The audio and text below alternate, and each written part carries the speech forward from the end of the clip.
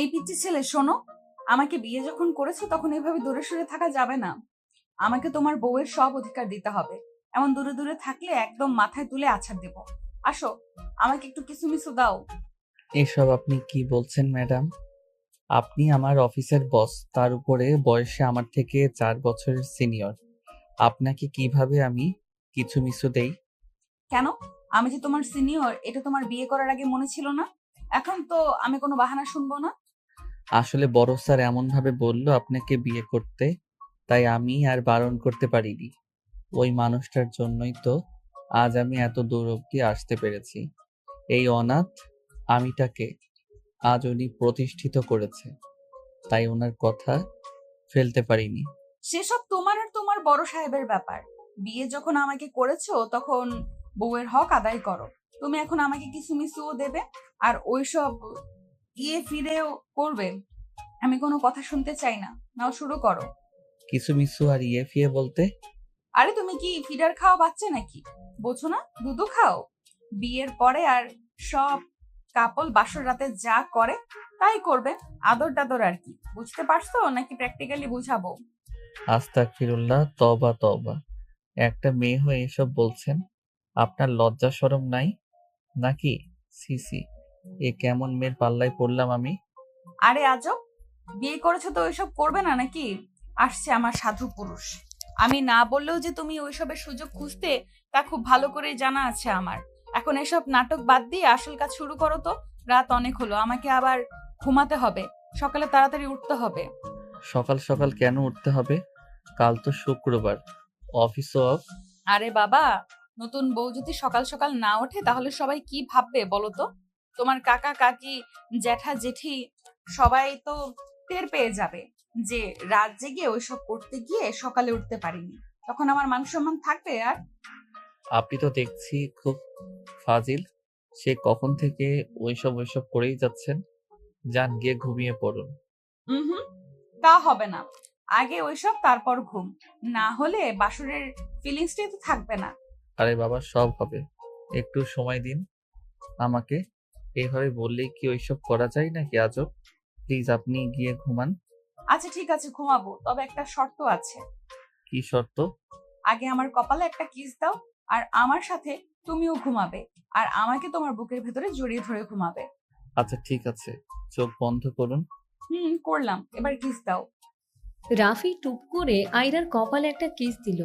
আয়রা মুচকি একটা হাসি দিল। এবার তো গিয়ে ঘুমান। তুমি হয়তো ভুলে গেছো আমি কি বলেছিলাম। আমার সাথে তুমিও ঘুমাবে, তাও আমাকে জড়িয়ে ধরে ঘুমাবে। ইয়া বাবু, এটা মেয়ে নাকি আরো কিছু? বিড়বিড় করে কিছু বললে? কই না তো। চলুন ঘুমাতে চলুন, অনেক রাত হয়েছে। রাফি আর আয়রা গিয়ে শুয়ে পড়ে। আয়রাকে জড়িয়ে ধরতে রাফির একটু অস্বস্তি হতে থাকে। যতই হোক, ওর থেকে 4 বছরের বড় আয়রা, লজ্জা তো একটু লাগবেই। আয়রা নিজে থেকে এসেই রাফির বুকে মাথা রাখে। রাফির হাত টেনে ওর নিচের উপরে নেয়। নিজেও হাত দিয়ে ওকে জড়িয়ে ধরে ঘুমিয়ে পড়ে। রাফি নিজেও ঘুমিয়ে পড়ে। সকালবেলা ঘুম থেকে উঠে আয়রা গোসল করে আয়নার সামনে বসে চুল আঁচড়াতে থাকে। ওর পরনে পিচ কালারের একটা সিল্কের শাড়ি। ফর্সা চামড়ায় রংটা একেবারে ফুটে উঠেছে। রাফির ঘুম ভাঙলে আয়রার এমন রূপ দেখে ও হাঁ করে তাকিয়ে থাকে। আগে পরে সবসময় আয়রাকে অফিসের ফর্মাল ড্রেসেই দেখেছে। এই প্রথম এমনভাবে দেখে ও চোখ ফেরাতে পারে না কিছুতেই। অমন ক্যাবলা কান্তের মতো তাকিয়েছো কেন? ক্রাশ টাশ খেলে নাকি? না আসলে তেমন কিছু না। এর আগে কখনো আপনাকে শাড়িতে দেখিনি তো, তাই। আপনাকে আজকে অনেক সুন্দর লাগছে, কারো নজর না লাগুক। বাবা, সূর্য আজকে কোন দিক দিয়ে উঠলো? তুমি আমার প্রশংসা করলে, এমনি সময় তো অফিসে আমার সাথে কথাও বলো না তেমন। আজকে কি হলো? হুম, যাও বলো, তাও মাথা একেবারে নিচু করে। তখন তো আপনি আমার অফিসের বস ছিলেন, আর এখন তো। এখন তো কি? হ্যাঁ, এখন তো আপনি আমার বউ হয়েছেন। বর হয়ে বউয়ের প্রশংসা করব না তো আর কার প্রশংসা করব শুনি? এই তো বাচ্চা লাইনে এসেছো। কালকে রাতে এমনি ভালো সেজে থাকার নাটক করেছিলে, তাই না? যাই হোক, সকাল তো কম হলো না। চলো, খেতে চলো। আপনি যান, আমি ফ্রেশ হয়ে আসছি। আচ্ছা ঠিক আছে, বেশি দেরি করো না, কেমন? কথাটা বলে আয়রা নিচে ডাইনিং টেবিলে চলে যায় খেতে। রাফি তখনও এসে পৌঁছায়নি। ডাইনিং টেবিলে রাফির কাকা কাকি, জ্যাঠা জেঠি, কাজিনরা সবাই উপস্থিত। আরে ভাবি, তোমাকে তো আজ পুরো ঝাক্কাস লাগছে দেখতে। ভাইয়া তো একেবারে বাম্পার মেরেছে তোমাকে বিয়ে করে। থ্যাংক ইউ আমার কিউট ননদিনী। ওরকম শাড়িতে সবাইকেই সুন্দর লাগে, শুধু মুলার মতো ফর্সা হলেই কেউ সুন্দর হয়ে যায় না। চেহারার গঠন বলেও একটা কথা আছে। কেন অনু, আমার চেহারার গঠন কি খারাপ নাকি? না, আছে মোটামুটি। নাকটা একটু চ্যাপ্টা, কেমন চাকমাদের মতো দেখতে লাগে। কিছু মনে করো না প্লিজ। এসব কি হচ্ছে আপু? ভাবিকে দেখতে মাশাআল্লাহ অনেক সুন্দর। তুমি কেন এভাবে বলছো? এটা কিন্তু ঠিক না। তুই বেশি বুঝিস আমার থেকে। একদম চুপ করে খাবার খা, বেশি বকবক করবি না একদম। অনু তো ঠিকই বলেছে। আসলেই তো ওর চেহারাটা কেমন যেন চাকমাদের মতো দেখতে লাগে। তুমি কিছু মনে করো না আয়রা। কি বলো তো, আমার অনুটা না যা সত্যি তাই বলে সব সময়। সেটাই, কি দেখে যে এমন চাকমার মতো মেয়েকে বিয়ে করলো। এত করে বললাম আমাদের অনুকে বিয়ে কর, ঘরের মেয়েও ঘরে থাকলো, তা না নিজে থেকে গিয়ে এই মেয়েকে বিয়ে করে আনলো, তাও আবার ওর থেকে 4 বছরের বড়। আহ, হচ্ছে। এই নাও, আমি আমাদের দুজনের খাবার নিয়ে এসেছি, খেয়ে নাও। খাবার হঠাৎ রুমে নিয়ে এলেন যে? কোনো সমস্যা? না তেমন কিছু না, আমার আসলে ইচ্ছে হচ্ছে আমার পিচ্চি বড়ের হাতে খেতে। ডাইনিং এ তো বড়রা সবাই বসে আছে, তাই রুমে নিয়ে এলাম। তাদের সামনে ব্যাপারটা কেমন একটা দেখায় না বলো? ও আচ্ছা, ম্যাডামের তাহলে আমার হাতে খাবার শখ জেগেছে। আসুন তাহলে আপনাকে খাইয়ে দেই। হুম, আমার 7টা না 5টা না একটা মাত্র বর, তার হাতে খাওয়ার শখ জাগবে না? আর তাছাড়া স্বামী স্ত্রী এক প্লেটে খাওয়া সুন্নত, একে অপরকে খাইয়ে দেওয়া সুন্নত, বুঝলে পিচ্চি? হুম, বুঝলাম। এখন বসুন এখানে। আপনার নিশ্চয়ই অনেক খিদে পেয়েছে। এমন ভাবে বলছো যেন তোমার খিদে পায়নি। তেমনটা আমার আসলে সকালে না খেয়ে থাকার অভ্যাস আছে। বাবা মা নেই তো, তাই খেলাম কি খেলাম না সেদিকে নজর দেওয়ারও কেউ নেই। সকালে যেদিন তাড়াতাড়ি ঘুম ভাঙে খেয়ে অফিসে যাই, যেদিন দেরি হয় সেদিন না খেয়ে অফিসে ছুটি। এই জন্যই তো তুমি এমন রোগা। এখন তো আমি আছি তোমার বউ, এখন থেকে আমি তোমার খেয়াল রাখবো। তোমাকে বেশি বেশি খাইয়ে দেখবে কিছুদিন এর ভেতরেই কেমন মোটু বানিয়ে দেব। এখন হা করো তো, আগে তুমি খাবে তারপর আমি খাবো। আয়রার কথা শুনে রাফি হাঁ করে আয়রার বাড়িয়ে দেওয়া স্যান্ডউইচে কামড় দেয়। তারপর নিজেও একটা স্যান্ডউইচ আয়রার দিকে বাড়িয়ে দেয়। আয়রা মুচকি হেসে স্যান্ডউইচে কামড় বসায়। এভাবে দুজন দুজনকে খাইয়ে দেওয়া শেষে আয়রা বলে, অফিসের প্রজেক্টের সাথে সাথে এখন থেকে আমাকে এই ফ্যামিলির পলিটিক্যাল প্রজেক্টও সামলাতে হবে। কত কাজ আমার। মানে? মানে কিছু না, তোমারও তো বুঝতে হবে না। কি করছো রাফি ভাই? আরে অনু, আয় বস। অন্য সময় তো টেবিলে সবার সাথে বসেই খাও, বউ আসতেই আমাদের সবাইকে পর করে দিলে। একটা বিবাহিত কাপলের রুমে ঢুকতে হলে যে নক করে ঢুকতে হয়, এই ম্যানার্সটা কি তোমার নেই নাকি অনু? আমি তো সবসময় রাফি ভাইয়ের ঘরে এভাবেই আসি। কই, রাফি ভাই তো কখনো আমাকে বারণ করেনি। তখন তো তোমার রাফি ভাই অবিবাহিত ছিল, এখন তার বউ আছে। এখন যেমন মনে করো আমি এখন হুট করে তোমার রাফি ভাইকে চুমু খেতে পারতাম, বা জড়িয়ে ধরে তার কোলে উঠে বসে থাকতে পারতাম। আর সেই সময় যদি তুমি এমন নক না করে ঢুকতে, তখন ব্যাপারটা কেমন একটা হয়ে যেত না? বড় ভাই আর ভাবির রোম্যান্সের ভেতরে ঢুকে পড়াটা কি অভদ্রতা নয়? ছি ছি, কি সব নির্লজ্জ কথাবার্তা। এই মেয়ের মুখে কিছুই আটকায় না নাকি? কেমন বেয়াদবের মতো কথা বলে। অনু, ভুলে যেও না সম্পর্কে উনি তোমার ভাবি হয়। আমার স্ত্রীকে কেউ বেয়াদব বলবে সেটা কিন্তু আমি টলারেট করব না। ফার্দার যেন তোমাকে ওনার সাথে এভাবে কথা বলতে না শুনি। আর উনি তো ভুল কিছু বলেনি। তোমার উচিত এখন থেকে আমাদের রুমে আসলে নক করে আসা। তুমি তো দেখি একদিনেই বউয়ের হাতের পুতুল হয়ে গেছো। আর আসবোই না আমি তোমাদের রুমে। আপনি কিছু মনে করবেন না প্লিজ। কাকিয়া আসলে ওকে অতিরিক্ত লাই দিয়ে এমন বানিয়েছে। কাকে কি বলতে হয় না হয় সেটা ও বোঝে না। আরে ধুর, ওইসব বালছাল আমি গায়ে মাখি না। তোমার এই বোনকে কয়েকদিনের ভেতরে আমি ভদ্রতা শিখিয়ে দেব। আর তুমি সব সময় আমাকে আপনি আপনি বলো কেন? হ্যাঁ, আমি কি তোমার বড় বোন লাগি যে আপনি করে বলো, এখন থেকে আমাকে তুমি করে বলবে। আচ্ছা ঠিক আছে, আমি এখন থেকে আপনাকে সরি তোমাকে তুমি করেই বলবো। এই তো, এই না হলে আমার লক্ষ্মী বর। আচ্ছা, হিসেব মতো তো আজকে আমাদের বউ ভাত হওয়ার কথা, সেটা কি হবে না? কোনো আয়োজন দেখছি না যে। হ্যাঁ হবে তো, বাসায় না কমিউনিটি সেন্টারে হবে। ওইদিকে সব গোছগাছ কমপ্লিট হয়ে গেছে। এখন একটু পরে পার্লার থেকে মেয়ে আসবে তোমাকে সাজাতে। তোমার সাজা হয়ে গেলেই আমরা বেরোবো। আচ্ছা ঠিক আছে। কথাটা বলে অনু আয়রার দিকে তাকিয়ে মুখ ভেঙচি কেটে বেরিয়ে যায়। ওদের কথা শেষ হয়ে পারে না, তার ভিতরেই তনু দরজায় নক করে। ভেতরে আসবো ভাইয়া? আয়। ভাইয়া, পার্লার থেকে 4টা মেয়ে এসেছে, ওদের নিচে ড্রয়িং এ বসতে বলেছি। আচ্ছা এক কাজ কর, ওদের ভিতর থেকে 2জনকে আমাদের রুমে পাঠিয়ে দে, আর 2জনের কাছে তুই আর অনু সেজে নে। আমাদের তো বেরোতে হবে নাকি? আচ্ছা ঠিক আছে ভাইয়া, আমি 2জনকে পাঠিয়ে দিচ্ছি। তুমি ওদের থেকে সেজে নাও, আমি তোমার লেহেঙ্গা ট্রেলারের থেকে নিয়ে আসছি। ওদের বলো তোমার লেহেঙ্গা বেবি পিঙ্ক কালারের, সেই হিসেবে যেন সাজাই। আচ্ছা ঠিক আছে। রাফি চলে যেতেই অনু, তনু আর পার্লারের 4টা মেয়ে আয়রার রুমে আসে। অনু আর তনু নিজেদের ড্রেস পরে এসেছে। অনুর পরনে ল্যাভেন্ডার কালারের একটা গাউন, আর তনু পরেছে ব্ল্যাক কালারের গাউন। অনু তনু 2 বোনের ভিতরে অনু দেখতে একটু কালো, কিন্তু তনু আবার উজ্জ্বল ফর্সা, তবে আয়রার থেকে একটু কম। আরে, এসে গেছো তোমরা? এসো, সাজা শুরু করো। আমাদের তো আবার কমিউনিটি সেন্টারে যেতে হবে। হ্যাঁ, জানা আছে আমাদের। আপু, আপনারা আগে আমাকে সাজিয়ে দিন তো। এত হেভি গাউন পরে খুব অস্বস্তি হচ্ছে আমার। বউ ভাতটা তো ভাবির, তাই ভাবিকে আগে সাজাতে দাও আপু। ভাবির সাজা হলে তারপর না হয় আমরা সাজবো। আমি কারোর জন্য ওয়েট করতে পারবো না। আমি আগে সেজে নিই, তারপর তোরা দুজন সাজবে।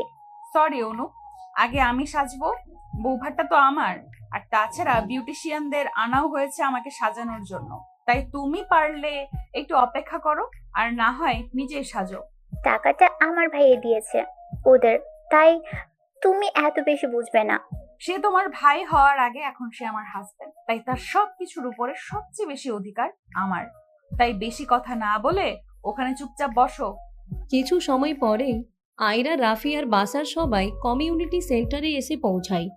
ওদের আসার কিছু সময় বাদেই আয়রার পরিবারের লোকজন এসে পৌঁছায়। আয়রার বাবা মা, কাকাই কাকিয়া, কাকাতো ভাই তন্ময়, বড় বোন নাইরা আর তার হাজবেন্ড হৃদয়। মা, বাবা, কাকাই, কাকিয়া, আপু, তোমরা এসেছো? আমি তোমাদের সবাইকে অনেক মিস করেছি। মিস তো আমরাও তোমাকে অনেক করেছি মামুনি। আজকে তোমাকে আমাদের সাথে করে নিয়ে যাব নাইরে। তোমাকে ছাড়া বাড়িটা কেমন ফাঁকা ফাঁকা লাগে মামুনি। থাক, বাদ দাও তোমরা। সত্যি মিস করলে বিয়ে দিয়ে এভাবে পর করে দিতে নাকি? মেয়ের তো দেখি অভিমান হয়েছে। রাগ করো না মামুনি, বিয়ে তো সব মেয়েকেই একদিন করতে হয়। আরে আঙ্কেল আন্টি আপনারা এসে গেছেন? আসুন আসুন, ভিতরে আসুন। আমাদের নিয়ে এত ব্যস্ত হতে হবে না, চলো ভেতরে চলো। কি যে বলেন না বড় স্যার, আজকে আপনি আছেন বলেই তো আমি এত দূর অব্দি আসতে পেরেছি। না হলে কবেই মুখ থুবড়ে পড়তাম। সেদিন বাবা মায়ের অ্যাক্সিডেন্টের পরে আপনি যদি আমাকে না বাঁচাতেন তাহলে তো আমি আজকে এখানে উপস্থিতই থাকতে পারতাম না। এইভাবে বলো না। আপনার সাপোর্ট ছিল সব সময়, তাই আজকে আমি এই পজিশনে আসতে পেরেছি। আপনাদের এত বড় কোম্পানিতে কাজ করছে, এটা সম্পূর্ণ ক্রেডিট আপনার। তুমি যে কি বলো না। হ্যাঁ, আমি হয়তো সবসময় তোমাকে মেন্টাল সাপোর্ট দিয়েছি, কিন্তু আজকে তুমি এই পজিশনে দাঁড়িয়ে আছো সম্পূর্ণ নিজের প্রচেষ্টায়, নিজের যোগ্যতায়। হয়েছে হয়েছে, এবার থামো তোমরা, এখন ভেতরে চলো। আয়রার পরিবারের লোকজনদের ভেতরে আসতে দেখে রাফির জেঠি আর কাকি এগিয়ে আসে। আসসালামু আলাইকুম বিয়ান, কেমন আছেন? ওয়ালাইকুম সালাম। কেমন আর থাকবো বলুন? এমন এক বিষ কাটাকে আমাদের ছেলের ঘাড়ে চাপিয়ে দিয়েছেন, যার না আছে ভদ্রতা আর না দেয় বড়দের কি সম্মান। এমন মেয়ে ঘরে থাকলে কোনো পরিবারের লোক আর ভালো থাকে বলুন তো? আমি আসলে জানি না ওর সাথে আপনাদের কি হয়েছে, কিন্তু ও যদি কোনো অন্যায় করে থাকে তাহলে ওর হয়ে আমি ক্ষমা চাইছি। প্লিজ আমার মেয়েটাকে ক্ষমা করে দেবেন। আজকে তো নিয়ে যাবেন নিজেদের মেয়েকে সাথে করে, পারলে একটু আদব কায়দা শিখিয়ে পড়িয়ে পাঠাবেন। এমন বেয়াদ্দপ মেয়ে আমার হলে কবেই মেরে ফেলতাম। এভাবে বলবেন না বেয়ান, আমি ওকে সবকিছু শিখিয়ে পড়িয়ে পাঠাবো। ও আর কোনো অন্যায় করবে না। আপনারা প্লিজ ওকে ক্ষমা করে দেন। আমি ওর হয়ে ক্ষমা চাইছি। এসব কি হচ্ছে মা? আমি কোনো অন্যায় করিনি যে তুমি এইভাবে ওনাদের সামনে ক্ষমা চাইবে। আয়রা ঠিকই বলেছে, তুমি ওনাদের কাছে ক্ষমা কেন চাইছো? আমি আমার মেয়েকে চিনি, ওর শিক্ষা দীক্ষা নিয়ে আমি যথেষ্ট কনফিডেন্ট। আমার মেয়ে কখনো এমন কোনো কাজ করতে পারে না যার জন্য ওর বাবা মাকে কারো কাছে ক্ষমা চাইতে হবে। বাবা একদম ঠিকই বলছে মা, তুমি একদম কারো কাছে ক্ষমা চাইবে না বলে দিলাম। রাফি, এসব কি হচ্ছে? তোমার কাকি জেঠি মিলে সে কখন থেকে আমার মা বাবাকে অপমান করছে, তুমি কি কিছু বলবে না তাদের? বড় স্যার মানে আঙ্কেল আন্টি, আপনারা প্লিজ কিছু মনে করবেন না ওনাদের ব্যবহারে। I am extremely sorry for that. কাকিয়া, জেঠি, এসব কি শুরু করলে তোমরা বলো তো? ওনারা আমাদের গেস্ট, কোথায় ওনাদের আপ্যায়ন করবে তা না করে কথা শোনাচ্ছ। তোমাদের থেকে এমনটা আশা করিনি আমি। আঙ্কেল আন্টি, আপনারা সবাই আসুন, ওই দিকটাই চলুন, এখানে থাকতে হবে না। দাঁড়াও রাফি, আমার কিছু বলার আছে ওনাদের। এখন এসব থাক, আজকে আমাদের জন্য একটা স্পেশাল দিন। আমি চাই না এই দিনটা কোনোভাবে নষ্ট হয়ে যাক। ঠিক আছে, চলো ওদিকটায়। দেখলে ভাবে রাফি কেমন ওর বউ আর শ্বশুর বাড়ির পক্ষ নিল। এই ছেলে তো আমাদের হাত থেকে বেরিয়ে গেল গো। এতদিন যেই কারণে এই অনাথটাকে খাইয়ে পরিয়ে বড় করলাম, সেটা তো মনে হয় না আর পূর্ণ হবে। তেমন কিছু হবে না ছোট, আমি বেঁচে থাকতে তেমন কিছু হতে দেব না। এই মেয়েকে যেভাবেই হোক রাফির জীবন থেকে বের করে দিতে হবে, না হলে এই মেয়ে আমাদের উদ্দেশ্য পূরণ করতে দেবে না। এই মেয়ে তো মনে হয় না রাফিকে এত সহজে ছাড়বে। দেখো না সবসময় কেমন চীনা জোকের মতো লেগে থাকে। ছাড়তে তো ওকে হবেই। ও যদি না ছাড়ে তবে ওকে এই দুনিয়া ছাড়তে হবে। 20 বছর আগে যেমন রাফির বাবা মাকে ছাড়তে হয়েছিল, আমাদের উদ্দেশ্য পূরণের সাথে যেই বাধা হয়ে দাঁড়াবে তাকে আমি চিরদিনের জন্য সরিয়ে দেব। ঠিক আছে, এখন আর এই বিষয়ে কথা না বলি, যখন তখন যে কেউ শুনে ফেলতে পারে, পরে আমাদের না ফেঁসে যেতে হয়। চলো খাবারের দিকটায় যাই। ওই মেয়ে নায়র থেকে ফিরলে ওর একটা ব্যবস্থা করা যাবে। হ্যাঁ চল। আয়রা, আমি শুনেছি রাফি নাকি তোর থেকে 4 বছরের ছোট। নিজের থেকে এত কম বয়সী একটা ছেলেকে বিয়ে করা কি তোর উচিত হলো? আরে কি বলছো আপু, বলো। অনেক ভালো হয়েছে। পিচ্চি মানুষ যখন যা বলি শোনে, একটা আদেশও অমান্য করে না। সে না হয় বুঝলাম, কিন্তু তারপরও এই কাজটা ঠিক হয়নি। একে তো তোমার বয়সে ছোট, তার উপরে বাপ মায়ের ঠিক নেই, আবার তোমার নিজের কর্মচারী। মানুষ তো হাসবে এসব শুনলে। সে তো আপনি নিজেও আমার বাবার আন্ডারে চাকরি করেন, আর তাছাড়াও অন্তত আপনার মতো আমার বাবার রেফারে জামাই হওয়ার ফায়দা তুলে চাকরি করে না। নিজের যোগ্যতায় চাকরিটা পেয়েছেও। ওর জন্য আরো ভালো ভালো চাকরির অফার আসে। শুধুমাত্র বাবার প্রতি কৃতজ্ঞতা বোধ থেকে ও আমাদের অফিসে চাকরি করে, না হলে ওর চাকরির অভাব হতো না। আর যদি বলেন বাবা মায়ের কথা, তো শুনুন, ওর একটা জন্ম পরিচয় আছে। ওর বাবা মা ছিল যারা অ্যাক্সিডেন্টে মারা গেছে, তাই বাপ মায়ের ঠিক নেই বলার রাইট আপনার নেই। তুমি তো দেখছি একদিনেই প্রতিবক্ত হয়ে গেছো। তা জাদুটোনা করেছে নাকি তোমাকে তোমার বর? আসলে কি বলুন তো, ওর না আসলে ওইসব করার প্রয়োজন নেই। আমার বর মাশাল্লাহ অনেক সুন্দর, কোয়ালিফাইড। আরে বুঝলে না, গোবর থেরাপি। গোবর থেরাপির নাম শুনেই তোমার আপুর জ্ঞান ফিরে গেছে। বলেছিলাম না, এই থেরাপি দিলে মরা মানুষও জেগে ওঠে। তোমার আপু তো সামান্য অজ্ঞান হয়ে গেছিল, তাই শুধু গোবর থেরাপির নাম শুনেই জেগে গেছে, তাই না অনু? হ্যাঁ তাই তো, নাম শুনেই কিভাবে যেন জ্ঞান ফিরে আসলো। ঠিক আছে চলো এখন, এটা তো ভাবির রুম, আমাদের রুমে চলো। হ্যাঁ চল। যাওয়ার আগে অনু রাগী চোখে একবার আয়রার দিকে তাকায় আর মনে মনে বলে, ইচ্ছে করে এটা করলে তো ঠিক আছে, একবার ফেল হয়েছে তো কি হয়েছে। তোমাকে আমি কিছুতেই রাফি ভাইয়ের সাথে সুখে সংসার করতে দিব না, কিছুতেই না। মনে মনে কথাটা বলেই অনু চলে যায়। অনু চলে যেতেই আয়রা হাসতে থাকে। তুমি যদি চলো ডালে ডালে, আমি চলি পাতায় পাতায়। পুরো একটা অফিসের স্টাফ সামলাই আমি, আর সেখানে তোমার মতো একটা মেয়েকে সামলাতে পারবো না। তোমার এইসব শয়তানি কাজকর্ম যদি বন্ধ না করেছি তো আমার নামও আয়রা না। কি ব্যাপার, একা একা এমন হাসছো কেন? জিন ভূতে ধরলো নাকি? আরে না, আমাকে জিন ভূতে কি ধরবে, আমি নিজেই তো ওদের বস। মাঝে মাঝে আমারও সেটাই মনে হয়। কিছু বললে? কই না তো। আচ্ছা ফ্রেশ হয়ে এসো, ঘুমাতে হবে তো। আসলেই ঘুমাবে? ঘুমাবো না তো কি মশা মারবো নাকি আজব? কেন, আজকে আর তোমার কিছু মিছু ইয়ে লাগবে না? দেখো, আমি কিন্তু আজকে তোমার সাথে ওইসব না করে তোমাকে ছাড়ছি না। রাফির কথা শুনে আয়রা একটু ঘাবড়ে যায়। রাফি ওর দিকে কেমন ঘোর লাগা চোখে তাকিয়ে থাকে। একটু একটু করে আয়রার দিকে আসতে থাকে। আয়রাও ভয়ে পেছাতে থাকে। ও ওইসব মানে কোন সব? তুমি তো আমাকে শেখালে, এখন নিজেই ভুলে গেলে। আর এই বিয়ের পরে বাসর রাতে হাজবেন্ড আর ওয়াইফ যেই সব করে ওইসব। আর তুমি এমন তোতলাচ্ছ কেন? হ্যাঁ, দেখো আজকে আমার ঘুম পাচ্ছে, আমি ঘুমাবো, তুমি যাও ফ্রেশ হয়ে এসে ঘুমাও। হুম, এটা তো শুধু তোমার মুখের কথা, তোমার মনের কথা তো ভিন্ন। যাই হোক, এসো শুরু করি। রাফির কথায় আয়রা একটা শুকনো ঢোক গেলে পেছনে সরতে সরতে দেয়ালে এসে পিঠ ঠেকে যায় ওর। রাফি একটা শয়তানি হাসি দিয়ে ওর দুপাশে হাত দিয়ে ওকে আটকে দিয়ে ধীরে ধীরে ওর কাছে এগোতে থাকে। আয়রা চোখ বন্ধ করে নেয়। রাফি ওর কানের কাছে মুখ নিয়ে এসে বলে, তোমাকে এমন ভিতর চেহারায় খুবই সুন্দর লাগছে। I like it. সবসময় চেহারাটাকে এভাবেই রাখবে।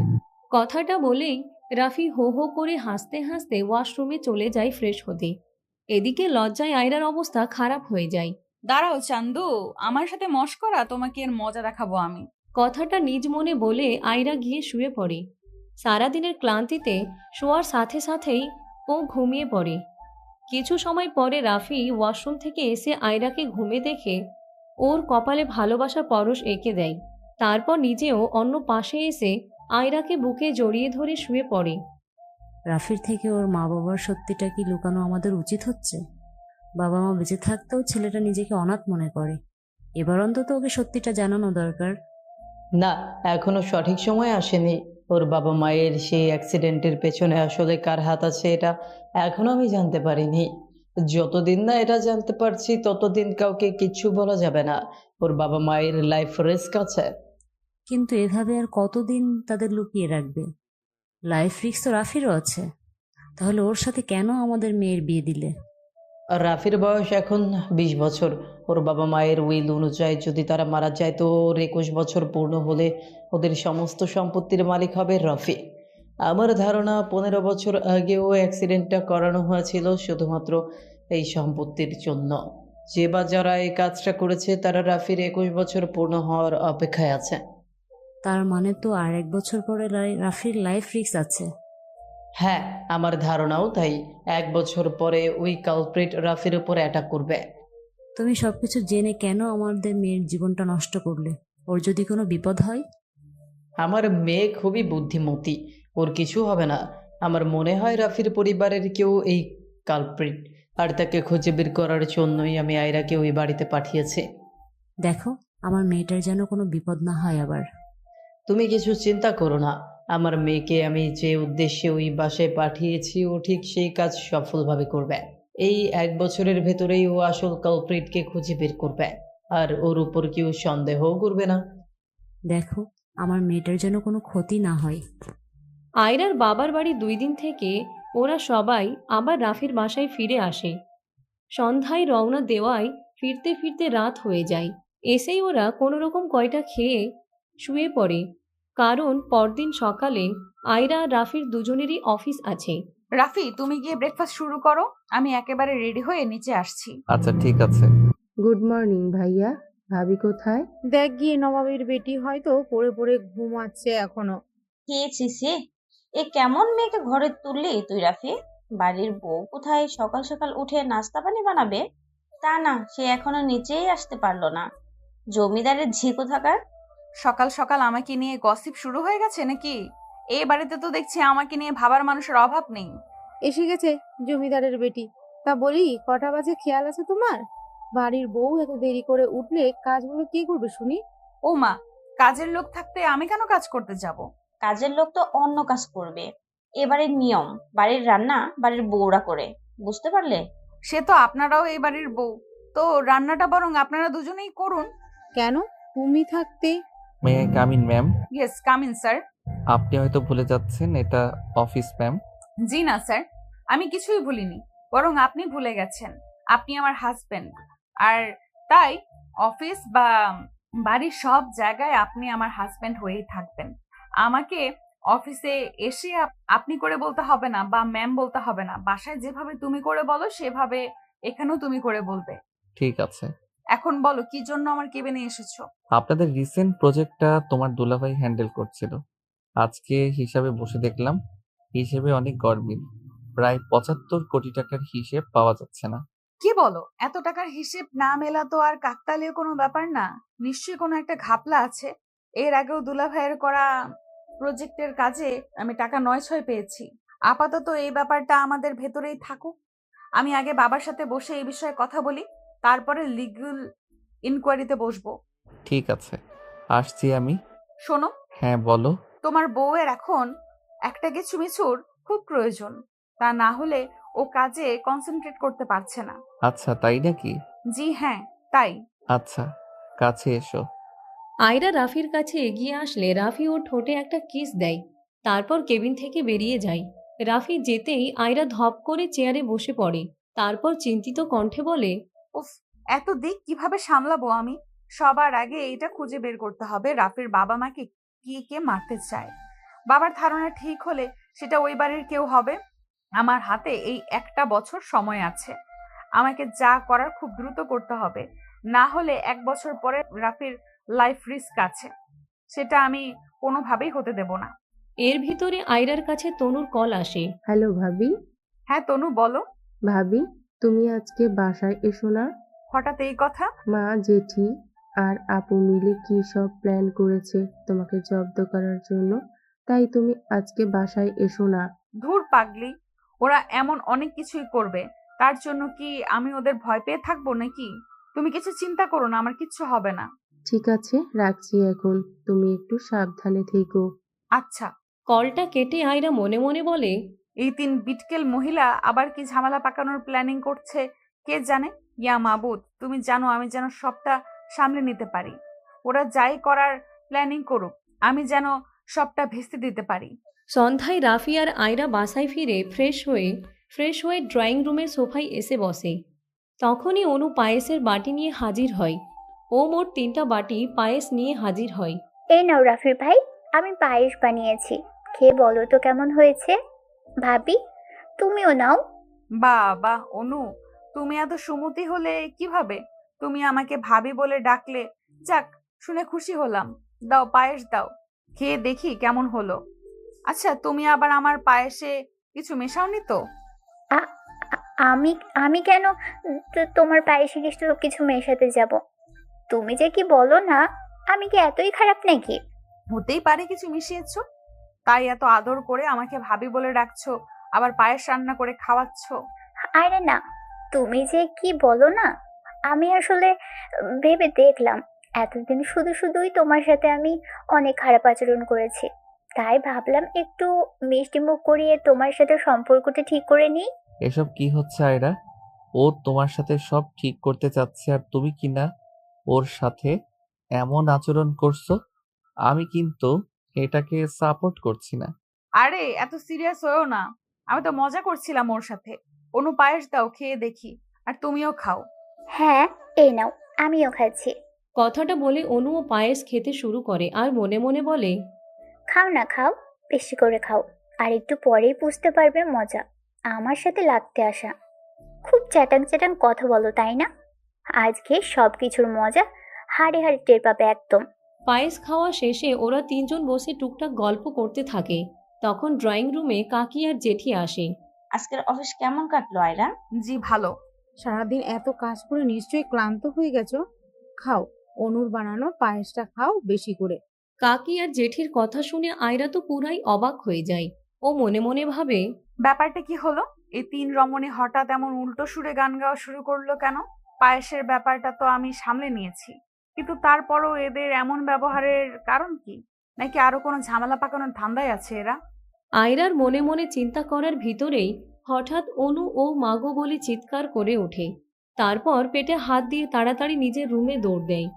অনুকে দেখে আয়রা মুচকি হাসতে থাকে। অনুর পিছু পিছু কাকি আর জেঠিও যায়। কি হলো বলো তো? অনু ওইভাবে চিৎকার করে পেট চেপে ধরে ছুটে পালালো কেন? পরের জন্য কুয়ো খুঁড়তে গিয়ে নিজেই সেই কুয়োয় পড়েছে। মানে? মানে হচ্ছে ও পায়েসে বাথরুম হওয়ার ওষুধ মিশিয়ে এনে আমাকে খাওয়াতে চেয়েছিল, কিন্তু ও যখন ওষুধ মেশাচ্ছিল আমি দেখে ফেলি। তারপরে ও একটু বাইরে বের হতেই আমি আর ওর নিজের জন্য চিহ্ন করে দেওয়া বাটিটা বদলে দেই। ওষুধ মেশানো বাটিতে চিহ্ন দিয়ে ভালো একটা বাটির চিহ্ন মুছে দেই।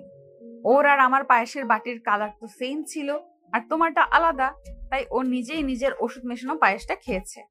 এই জন্যই কি তুমি তখন বলছিলে ও পায়েসে কিছু মিশিয়েছে কিনা? হুম। এই না হলে আমার বুদ্ধিমতী বউ অফিসেও বস, বাড়িতেও বস। থাকো তুমি, আমি একটু গিয়ে দেখে আসি আমার ননদিনের কি অবস্থা। শত হলেও আজকে এত আদর করে আমাকে ভাবি বলে ডাকলে, তার উপরে আমার তো একটা দায়িত্ব আছে নাকি। আয়রা ড্রয়িং রুম থেকে অনুর রুমে এসে একটা শপিং ব্যাগ ওর হাতে ধরিয়ে, ডাক্তার, ওনাদের দুইজনের এখন কি অবস্থা? আগের থেকে ভালো কোনো রেসপন্স পেয়েছেন? দেখুন, এই 13 বছরেও ওনাদের দুইজনের কোনো ভালো রেসপন্স আমরা পাচ্ছি না। অ্যাক্সিডেন্টের কারণে ওনাদের দুইজনেরই ব্রেন খুব বাজেভাবে আঘাত পড়েছে। দুইজনেই কোমায় চলে গেছে। ওনাদের সুস্থ হওয়ার কি কোনো আশা নেই? তেমন কোনো আশা আমি আপনাকে দিতে পারবো না। আমরা আমাদের সর্বোচ্চ দিয়ে চেষ্টা করে যাচ্ছি। এমন ভাবে বলবেন না ডাক্তার। সরি, তবে আমার মনে হয় না যে ওনারা কখনো আগের মতো নর্মাল হতে পারবে। তবে একটা উপায় আছে, তাহলে হয়তো আমি শিওর না, তবে হয়তো ওনারা রেসপন্স করলেও করতে পারে। কি উপায় ডাক্তার? ওনাদেরকে ওনাদের ফ্যামিলির সাথে রাখলে হয়তো ওনারা রেসপন্স করলেও করতে পারে। এছাড়া দ্বিতীয় কোনো উপায়? না, এটাই শেষ একটা উপায় ওনাদের সুস্থ করার। ঠিক আছে ডাক্তার, আপনারা আপনাদের কাজ চালু রাখুন, আমি দেখছি কি করা যায়। আমরা আমাদের বেস্ট দেওয়ার চেষ্টা করব।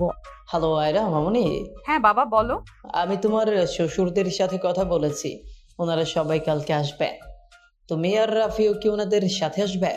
হ্যাঁ বাবা, আমি আর রাফি প্রথমে অফিসে যাব, তারপরে সেখান থেকে আমি বাসায় এসে একটু কাজ আছে সেটা করে অফিস শেষ হলে রাফিকে নিয়ে ওই বাসায় আসবো।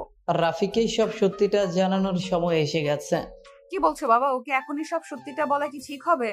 এটা ছাড়া ওর বাবা মাকে সুস্থ করার আর কোনো উপায় নেই। ডাক্তার বলেছে ওনাদের দুইজনকে ওনাদের পরিবারের সান্নিধ্যে রাখলে ওনারা দ্রুত সুস্থ হয়ে ওঠার চান্স আছে। কিন্তু রাফি কি সবটা নর্মালি নিতে পারবে? কে কি নরমালি নিতে পারবো না এরা? না মানে বাবার সাথে কথা বলছিলাম, দুলাভাই যে টাকা হাতিয়ে নিয়েছে সেটা আপু নর্মালি নিতে পারবে কিনা সেটা বলছিলাম। ও আচ্ছা, কথা বলা শেষ? হ্যাঁ শেষ, তুমি যাও গিয়ে শুয়ে পড়ো, আমি আসছি। তাড়াতাড়ি এসো। রাফি চলে যেতে আয়রা তাড়াতাড়ি কলটা কেটে রাফির কাছে আসে। রাফি একটানে আয়রাকে নিজের কাছে এনে ওর কোমর জড়িয়ে ধরে, তারপর কানের লতিতে একটা কিস করে। পরম আবেশে আয়রা চোখ বুজে নেয়। তারপর রাফি আয়রা চোখের পাপড়িতেও একটা কিস করে। আয়রার কোমর ছেড়ে এবার দুই হাত দিয়ে ওর দুই গাল ধরে ওর কপালে কিস করে রাফি। তারপর আয়রাকে শক্ত করে বুকের ভিতরে জড়িয়ে ধরে। আয়রাও পিছন দিক থেকে হাত দিয়ে রাফিকে জড়িয়ে ধরে। আজকে তোমাকে একটা কথা বলার আছে আয়রা। হ্যাঁ বলো। আমি না তোমাকে ভালোবেসে ফেলেছি, কবে কখন কিভাবে জানি না, তবে এখন তোমাকে ছাড়া একটা মুহূর্ত কল্পনা করতে পারি না আমি। সত্যি বলতে আমিও তোমাকে ভালোবাসি রাফি, অনেক অনেক ভালোবাসি। বাবা মা এরপরে কেউ যদি আমার খেয়াল রেখে থাকে, আমার ভালো মন্দের চিন্তা করে থাকে, তাহলে সেটা হলে তুমি। এখন আমার একান্ত আপনজন হলে তুমি। বাবা মাকে তো সেই ছোটবেলায় হারিয়েছি, কিন্তু তোমাকে আমি হারাতে চাই না আয়রা। সবসময় এভাবেই আমার কাছে থেকে যেও। সবসময় থাকবো তো তোমার পাশে, কথা দিলাম। রাফি এবারে আয়রার ঠোঁটে ঠোঁট ডুবিয়ে দেয়। আয়রাও রাফিকে আপন করে নেয়। দুজনে একে অন্যতে মেতে ওঠে। ভালোবাসার নতুন সূচনা করে দুজন মিলে। পরের দিন সকালে রাফির জ্যাঠা জেঠি কাকা কাকি অনু তনু সবাই মিলে আয়রাদের বাসায় যায়। আয়রা আর রাফি যায় অফিসে। মিস্টার শিহাব, অফিসের সবাইকে নিচতলার গার্ডেনে আসতে বলুন, আমার দরকারি কথা আছে সবার সাথে। Okay ma'am. আপনারা এসে গেছেন সবাই? তাহলে দুলাভাই সামনে আসুন, আপনার সাথে আমার কিছু বোঝাপড়া বাকি আছে। হ্যাঁ আয়রা, বলো। কিছুদিন ধরে আপনি যে প্রজেক্টটা হ্যান্ডেল করছেন সেটা 75 কোটি টাকার হিসেব গরমিল পাওয়া গেছে। এ বিষয়ে আপনার মন্তব্য কি? দেখো আয়রা, আমি জানি না এই টাকার ব্যাপারে। ও, আপনি জানেন না? এটা নিশ্চয়ই 1-2 টাকা নয় যে উড়ে গেছে, পুরো 75 কোটি। এতগুলো টাকার গরমিল নিশ্চয়ই কোনো কাকতালীয় ঘটনা হতে পারে না। প্রজেক্টটা আপনার, তাই জবাবদিহিতা আপনাকেই করতে হবে। এর আগেও আপনার বেশ কিছু কাজ এমন টাকার গরমিল পাওয়া গেছে। তুমি কি বলতে চাইছো, টাকাগুলা আমি চুরি করেছি?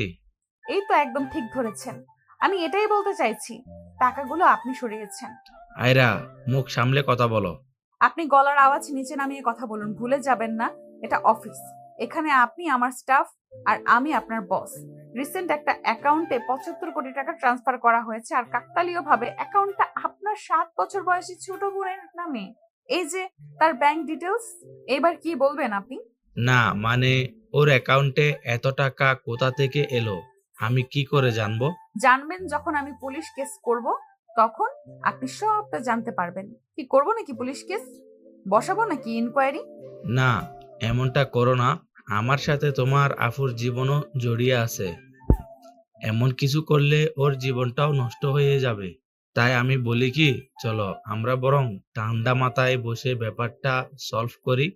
সরি দুলাভাই ওরফে মিস্টার হৃদয়, আপনার মতো ঘরশত্রু বিভীষণের সাথে কোনো বসাবসি হবে না।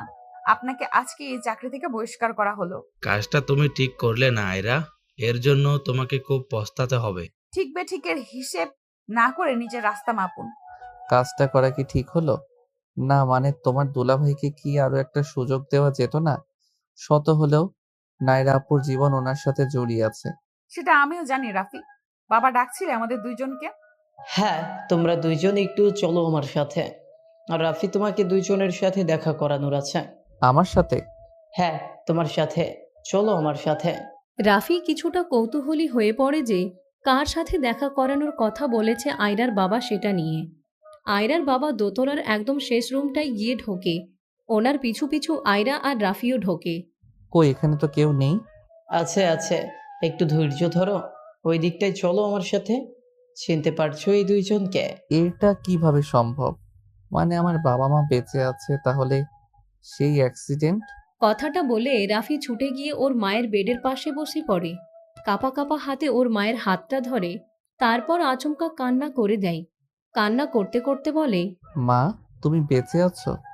মা, ও মা, কথা বলছো না কেন? কথা বলো তুমি। ও মা, মা দেখো না, আমি তোমার রাফি। দেখো আমি কত বড় হয়ে গেছি, তোমার ছেলে কত বড় হয়ে গেছে। ও মা, তুমি কথা বলছো না কেন? তুমি কি আমার উপরে রাগ করে আছো? তুমি শুধু একটা বার আমার সাথে কথা বলো। তুমি যা চাইবে আমি তাই করব। তাও আমার সাথে কথা বলো মা।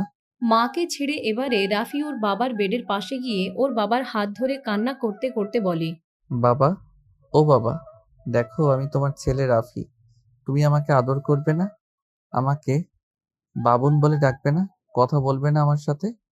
কি হলো, চুপ করে আছো কেন? ও বাবা, কথা বলো না আমার সাথে। দেখো আমি এতদিন তোমাদের ছাড়া কতটা কষ্ট পেয়েছি। ও বাবা, একটাবার কথা বলো আমার সাথে, প্লিজ। একটাবার কথা বলো। তোমরা যা বলবে আমি সব শুনবো, সব করব। ছোটবেলার মতো আর দুষ্টুমি করব না। আঙ্কেল, বাবা মা কথা কেন বলছে না? ওনারা কি আমার উপর রাগ করে আছে? আঙ্কেল প্লিজ, বাবা মাকে একটাবার আমার সাথে কথা বলতে বলুন। 13টা বছর আমি বাবা মায়ের সাথে কথা বলি, তাদের কণ্ঠ শুনি না। দয়া করে বাবা মাকে একটাবার কথা বলতে বলুন। তুমি একটু শান্ত হও রাফি, নিজেকে একটু সামলাও। আঙ্কেল, বাবা মায়ের এই অবস্থা কিভাবে হলো? আর ওনারা আপনার কাছে এলো কিভাবে? সেদিনের সেই অ্যাক্সিডেন্ট, ডাক্তার তো বলল আমার বাবা মা মারা গেছে। তাহলে ওনারা এখানে এভাবে আপনার কাছে কিভাবে এলো? বলছি, সব বলছি। তার আগে তুমি একটু শান্ত হও, নিজেকে একটু সামলাও। বাবা ঠিকই বলেছে রাফি, তুমি প্লিজ কান্না করা বন্ধ করো। ঠান্ডা মাথায় বাবার কথা শোনো। হ্যাঁ বলুন, শুরু থেকে সবটা বলুন, আমি শুনতে চাই। তোমার বাবা আমার অনেক পুরনো বন্ধু। অনেক কষ্ট করেও তোমাদের এই বাড়িটা করেছে। অনেক সহায় সম্পত্তিও গড়েছে, যেগুলোর ব্যাপারে তুমি নিজেও জানো না। তোমার বাবা কর্মঠ হলেও ওর দুই ভাই মানে তোমার জেঠু আর কাকা একেবারেই অকর্মণ্য। তোমার বাবা মায়ের ভেতরে কোনো অহংকার ছিল না, তাই ওর বাকি দুই ভাই আর তার পরিবারকে নিজের কাছে এনে তাদের সব দায়িত্ব নেয়। তারপর? তুমি জানো না, কিন্তু তোমার বাবার অনেক সম্পত্তি আছে, যেগুলোর কথা তোমার জ্যাঠা জেঠি কাকা কাকি জানে। তোমার বয়স যখন 7 বছর, তখন তোমার বাবা মা সব সম্পত্তি তোমার নামে উইল করে দিতে চায়। এই ব্যাপারে তোমার জ্যাঠার কাকুকেও জানায় তোমার বাবা, আর এটাই তোমার বাবার কাল হয়ে দাঁড়ায়। সেদিন তোমার জন্মদিনের জন্য তোমার বাবা মা তোমাকে নিয়ে বাইরে ঘুরতে বের হয়, আর তখনই কি বলো? সেদিন ওদের সাথে আমাদেরও যাওয়ার কথা ছিল। ওরা আমাদের বাসার দিকেই আসছিল আর আমি ওদের দিকে যাচ্ছিলাম। হঠাৎ করে একটা ট্রাক এসে ওদের গাড়িতে মেরে দেয়। ঘটনাস্থলে রাফির মা আর রাফি জ্ঞান হারায়। আমার পৌঁছতে পৌঁছতে সেই ট্রাক চলে যায়। আমি গিয়ে ওদের সবাইকে রক্তাক্ত অবস্থায় পাই। আমি ওর কাছে যেতেই ও আমাকে বলে, আমার ছেলেটাকে একটু দেখে রাখিস। এইসব কিভাবে হলো? ওরা ওরা আমার সম্পত্তির জন্য এমনটা করছে। তোর বাসার কেউ? হ্যাঁ, কিন্তু ওরা জানে না সম্পত্তির উইল আমি করে ফেলেছি। রাফির 21 বছর পূর্ণ হলে সব সম্পত্তির মালিক হবে রাফি। তার আগে যদি ওর কিছু হয়ে যায় তাহলে সব সম্পত্তি অনাথ আশ্রমের নামে হয়ে যাবে। তাহলে আমি উকিলের সাথে কথা বলে তোর বাসায় এইটা জানিয়ে দিব, না হলে ওরা সম্পত্তির জন্য আবারও রাফিকে মেরে ফেলার চেষ্টা করবে। তোর যা ভালো মনে হয় কর, আমার ছেলেটাকে দেখে রাখিস। তুই আমাকে একবার অন্তত বল কে সে যে তোদের এই অ্যাক্সিডেন্টটা করিয়েছে। আমার ব্যাস, সেদিন এতটুকু বলার পরেই ও জ্ঞান হারায়। আর তারপর থেকে আজ অবধি তোমার বাবা মায়ের জ্ঞান ফেরেনি। ওরা দুজনেই কোমায় আছে। এতগুলো বছরে আমি এদের চিকিৎসায় কোনো কমতি রাখিনি, কিন্তু কোনো কিছুতেই ওরা রেসপন্স করেনি। আপনি এতদিন কেন আমাকে বাবা মা এর থেকে দূরে রাখলেন? কেন সত্যিটা আমাকে বললেন না? তোমার বাবা মায়ের এখনো লাইফ রিস্ক আছে। তুমি তোমার পরিবারের মানুষদের অনেক বিশ্বাস করো, কিন্তু আয়রা ওই বাড়িতে বউ হয়ে যাওয়ায় কম বেশি সবার আসল রূপই তুমি দেখেছো।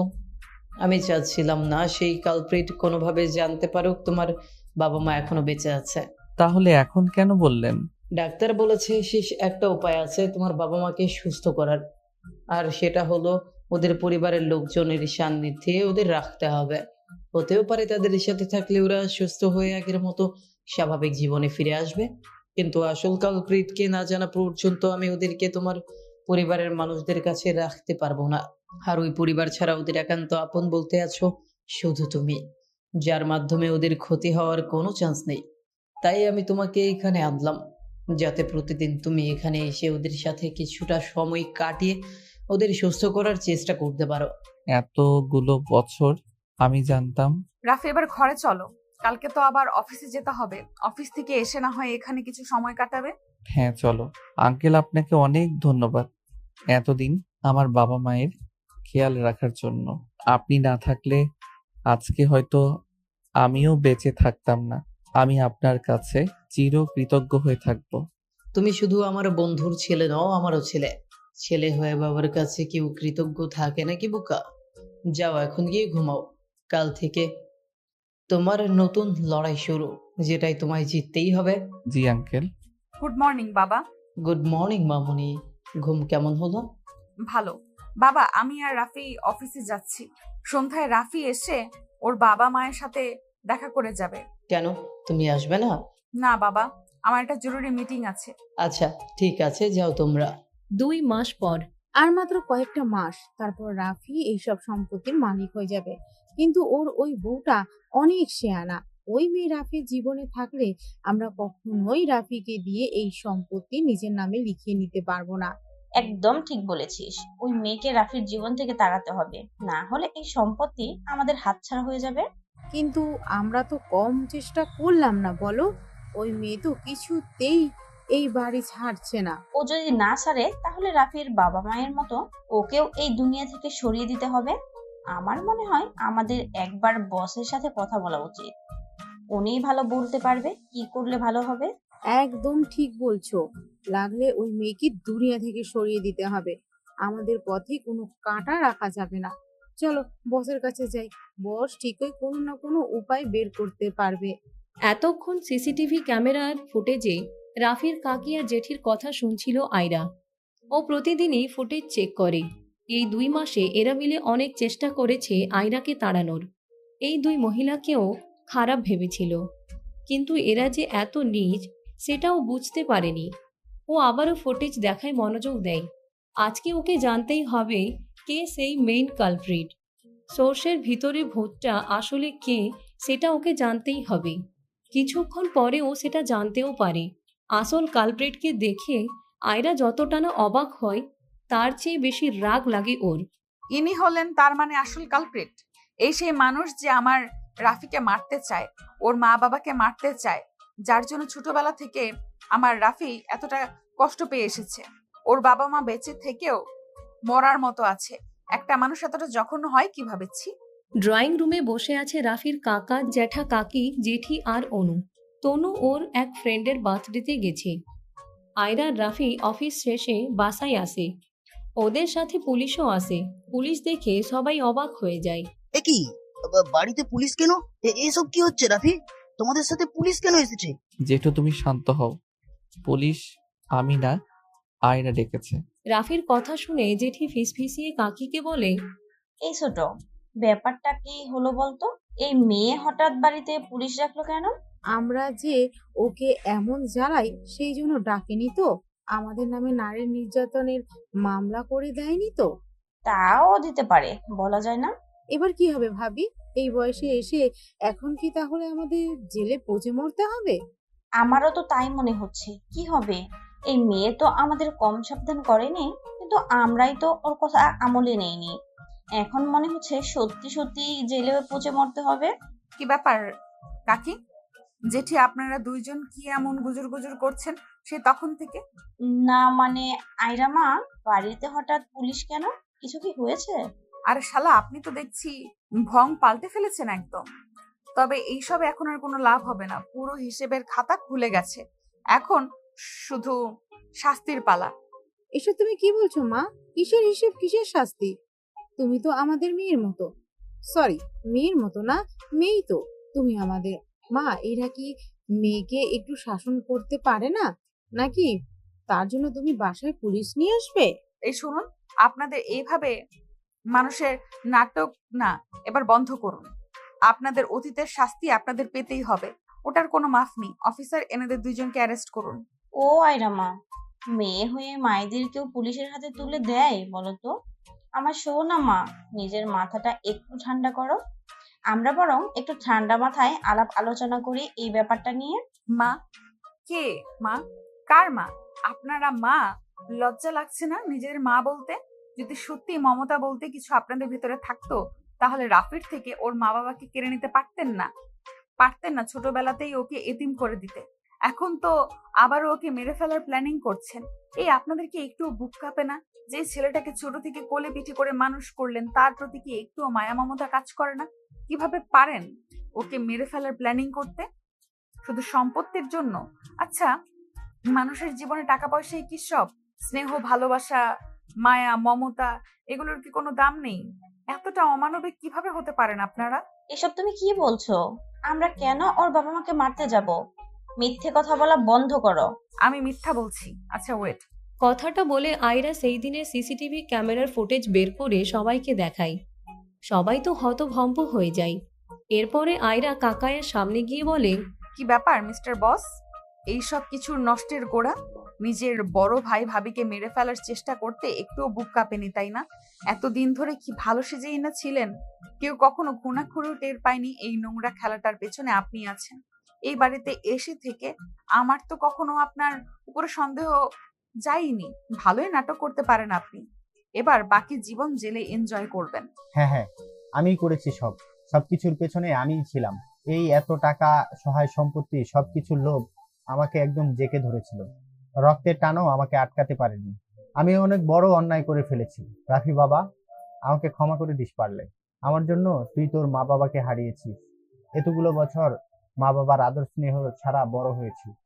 পারলে আমাকে ক্ষমা করে দিস। মা, বাবা, জেঠি, তোমরা এত খারাপ খুনি তোমরা? ও বাবা, তুমিও এমন একটা খারাপ কাজ করলে। নিজেকে তোমাদের মেয়ে বলে পরিচয় দিতেও আমার লজ্জা লাগছে। এমন মা বাবা যেন আমার শত্রুরও না হয়। মারে, আমি যা করেছি সব তোর আর তনুর ভবিষ্যতের কথা ভেবে করেছি। তোরা দুইজন যাতে একটা ভালো জীবন পায় সেই জন্যই করেছি। পারলে আমাকে আর তোর মাকে ক্ষমা করে দিস মা। আমি তো চাইনি কখনো যে তোমরা কাউকে বাবা মা হারা করে তার সম্পত্তি লিখে নিয়ে আমার ভবিষ্যৎ করো। তোমাদের এই নিজ কাজের জন্য আমি তোমাদের কখনো ক্ষমা করব না। অফিসার, নিয়ে যান এনাদের। আজ থেকে আমি মনে করব আমার বাবা মা মৃত। এমন বাবা মার পরিচয় আমি দিতে চাই না। আপনাদের তিনজনকে অ্যাটেম্প টু মার্ডার কেসে অ্যারেস্ট করা হচ্ছে, চলুন। এক মিনিট, অ্যাটেম্প টু মার্ডার মানে? ওর বাবা মা তো মারা গেছে, তাহলে তো এটা মার্ডার কেস হয়। না, ওনারা মারা যায়নি। আমার মা বাবা ওনাদের বাঁচিয়েছে।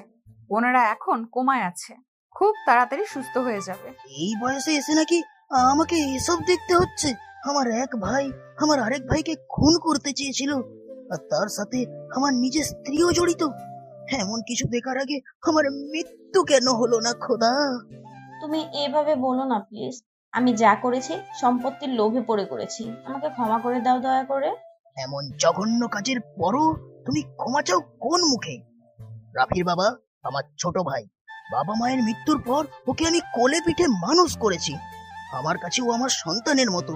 সেই ভাই কিনা তোমরা মেরে ফেলতে চেয়েছিলে। হ্যাঁ রে ছোট, তোর কি মনে পড়ে না যখন আমাদের খারাপ অবস্থা ছিল ওই কিন্তু আমাদের এখানে এনেছে, নিজের বাড়িতে থাকতে দিয়েছে, খাইয়েছে, পড়িয়েছে। তোর বড় ভাই ছিল, কিভাবে পারলি ওর সাথে এমনটা করতে? আমাকে ক্ষমা করে দাও ভাইয়া, আমি অনেক বড় পাপ করে ফেলেছি। তোরা তিনজন যা করেছিস তার কোনো ক্ষমা হয় না। আজ থেকে আমার জীবনে তোদের তিনজনের কোনো অস্তিত্ব থাকলো না। মনে করবো তোরা মারা গেছিস। এখন জেলে গিয়ে নিজেদের পাপের প্রায়শ্চিত্ত কর, যা। সেদিন পুলিশ অ্যাটেম্প টু মার্ডার কেসে রাফির কাকা কাকি জেঠিকে অ্যারেস্ট করে নিয়ে যায়। রাফির বাবা মাকেও ওনাদের বাড়িতে ফিরিয়ে আনা হয়। দেখতে দেখতে 2 বছর পার হয়ে যায়। সেদিনের কিছুদিন পরে অনু হোস্টেলে চলে যায়। রাফি আইরা ওকে আটকানোর অনেক চেষ্টা করে, কিন্তু ও কারোর কথা শোনে না। তনু বাড়িতে থেকে পড়াশোনা করছে। রাফির বাবা মা এখন আগের থেকে অনেকটা সুস্থ। ওনারা এখন কথা বলতে পারেন, শুধু হাঁটাচলা করতে পারেন না। জেঠু এখন অনেক চুপচাপ হয়ে গেছে, রুম থেকেও তেমন একটা বের হন না। রাফির বাবার দেখাশোনা উনি করেন বেশি। রাফি আর আয়রার 2টি যমজ ছেলে মেয়ে হয়েছে। মেয়ের নাম রেখেছে রাফিয়া আর ছেলের নাম রেখেছে আবরার। ছেলে মেয়ে পরিবার নিয়েই এখন ওদের সুখে শান্তিতে দিন কাটছে।